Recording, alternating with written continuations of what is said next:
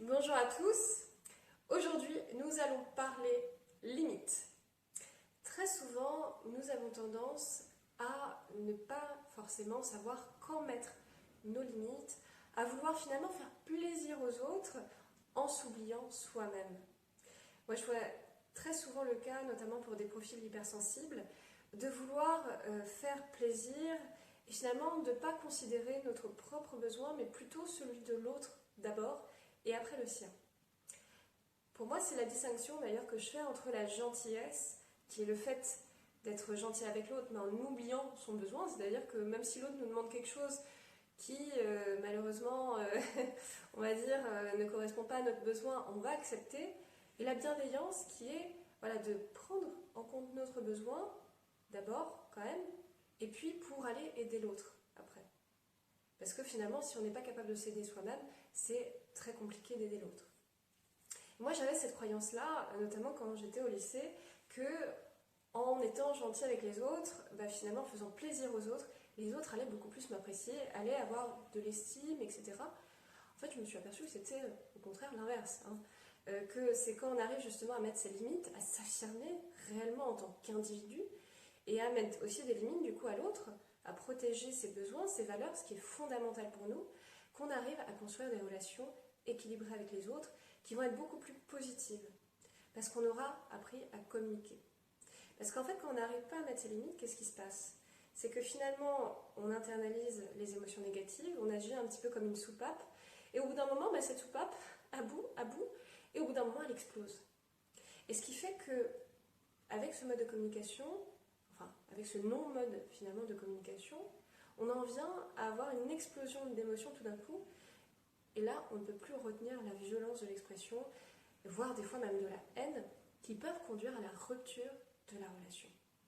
Donc au contraire, cette soupape, on va essayer de libérer les émotions au fur et à mesure et de faire en sorte que la relation évolue aussi avec ça.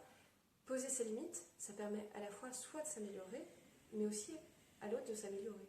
Parce que peut-être que l'autre n'avait même pas forcément conscience de, on va dire, le fait qu'il empiétait sur votre plate-bande.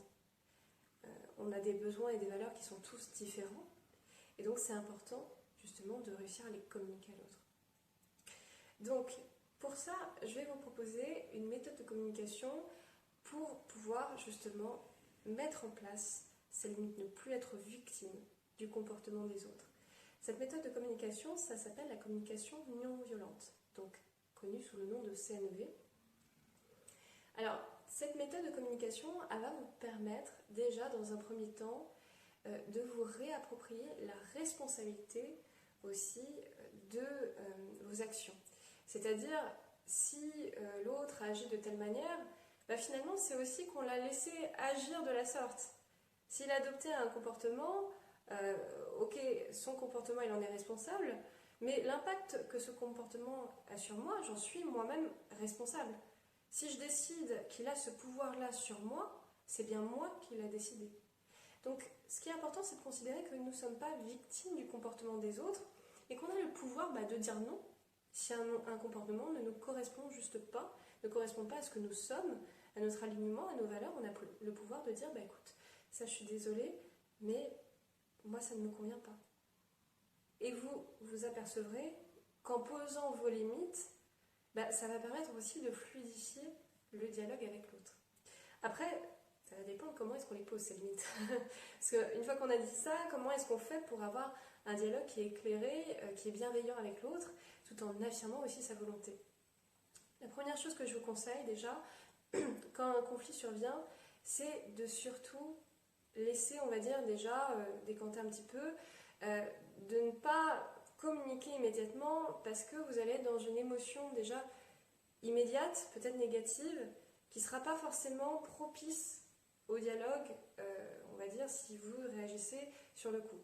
Peut-être que même si vous tentez de mettre en place la communication non violente juste après, en fait vous serez tellement empreint de cette émotion que vous risquez de dire les choses sur un ton qui ne sera peut-être pas approprié, qui sera peut-être violent, et ce qui ne sera pas du tout favorable à un dialogue qui va être positif et qui va être source aussi de solutions qui sera constructif. Dans un premier temps, prenez un moment pour vous, pour respirer, pour déjà lâcher votre émotion, pour déjà vous en libérer. Et puis après, vous serez en mesure de faire ce procédé de la communication non violente. Donc, nous en venons à ce procédé. Donc, première étape, déjà, l'observation. Qu'est-ce qui a généré cette émotion négative chez vous? Quel comportement chez l'autre a généré ça? Par exemple, j'ai remarqué que 3 fois cette semaine, tu étais arrivé en retard. Le lundi, c'était à 8h15. Le mercredi, ça a été à 9h. Le vendredi, ça a été à 10h. Donc ça, on pose les faits de manière neutre. De manière absolument, on pose à plat ce qui a été fait. Et on reste surtout dans une neutralité émotionnelle, on reste factuel. On n'est absolument pas dans le jugement de dire à l'autre, oui, t'as fait ça, je sais pas, t'as pas trié tes chaussettes ou je sais pas quoi. Enfin voilà, on n'est pas dans le reproche. Deuxième chose, déjà, on dit son émotion. Donc, deuxième étape, le sentiment. Par rapport à ça, voilà, bon, moi je remarque que tu as été 3 fois en retard cette semaine.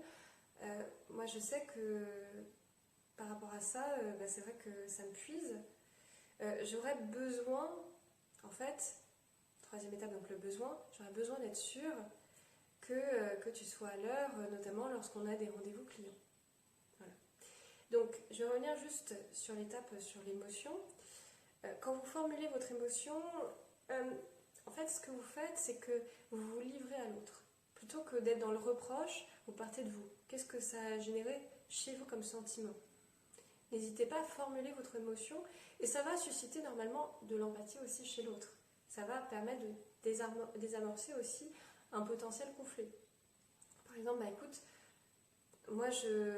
pour moi, notre relation est super importante, mais par rapport à ce type de comportement, moi je sens que ça m'épuise, je sens que ça génère de l'anxiété, voilà, formulez votre émotion que vous ressentez par rapport à ça. Donc une fois que vous avez fait ça, vous pouvez formuler donc votre besoin. Donc par rapport à ce comportement, moi j'aurais besoin d'être sûre que tu sois présent les 3 jours par semaine, par exemple, où on a des rendez-vous clients. Voilà. Donc là, vous formulez de manière claire, de manière explicite, parce que ça, on aime beaucoup l'implicite de dire l'autre, faut qu'il nous comprenne presque par de la télépathie, mais non, la communication, pour qu'elle soit fluide, à un certain moment, il faut tout exprimer, il faut tout poser sur la table pour trouver les solutions après qui vont être positives. Donc, on exprime le besoin qu'il y a du coup derrière cette émotion. Donc, j'aurais besoin de ci, de ça, que voilà. À partir de ce besoin-là, concrètement, qu'est-ce qu'on fait? C'est-à-dire déjà, toi, qu'est-ce que tu en penses de ce besoin-là? Quelle solution est-ce que tu penses être envisageable pour toi? Donc, moi, je trouve ça vraiment intéressant de poser la question avec l'autre, en fait, parce que ça met l'autre aussi dans un processus actif où il va rechercher des solutions avec nous. On n'est plus sur le problème de se dire non, je suis désolée, mais j'ai pas fait ci, non. On est sur un truc de se dire voilà, j'ai constaté ça, voilà comment je me sens par rapport à ça, toi, quelle solution est-ce que tu peux me proposer? Et à partir de là, l'autre va pouvoir dire écoute, moi je pense que peut-être que je peux me coucher plus tôt le soir, peut-être qu'à ce moment-là, je peux prendre un autre bus qui va m'amener plus rapidement. Voilà, va proposer aussi des solutions de manière à arriver plus tôt le matin. Donc, dernière étape, c'est celle des solutions. Il s'agit là aussi, pour moi, le processus du questionnement, je pense, est clé parce qu'il ne s'agit pas d'imposer des solutions. Il ne s'agit pas de dire, ok, maintenant tu vas faire ci, ça, et tu vas arriver plus tôt le matin. Non.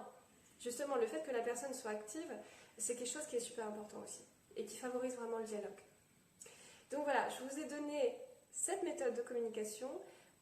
J'espère qu'en période de confinement, elle pourra vraiment vous servir. Surtout, ne laissez pas des émotions négatives vous plomber. Formulez-les, exprimez-vous. Voilà, je vous souhaite un très bon confinement à tous. À très bientôt. Au revoir.